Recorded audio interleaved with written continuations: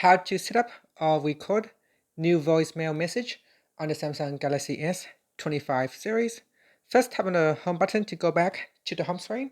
Now from the home screen, open up the phone application. In here, open up keypad, then touch and hold on the number 1. This will open up voicemail. Good evening. Welcome to voicemail.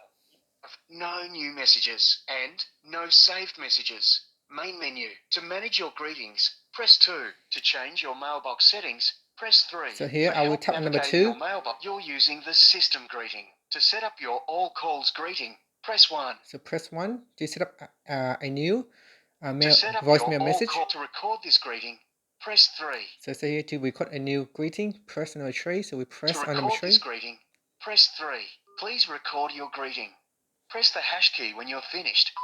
Hi, this is David from IT Jungles. I'm not available at the moment, but do please call me back or leave a message. Thank you. Greeting recorded. To listen to this greeting, press 1. To delete this greeting, press 2.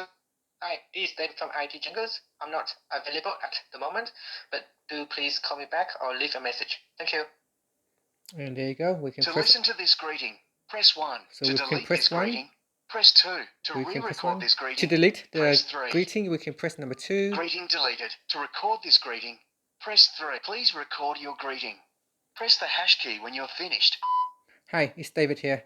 I'm not available at the moment. Please leave a message. Greeting recorded. To listen to this greeting, press 1. To delete this greeting, press 2. To re-record this greeting, press 3. Hi, it's David here. I'm not available at the moment. Please leave a message. To listen to this greeting. And that's it. So we have now successfully recorded a new voicemail message.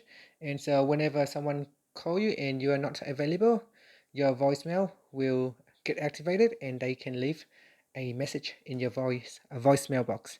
And that's it. Finally, you can tap on the home button to go back to the home screen.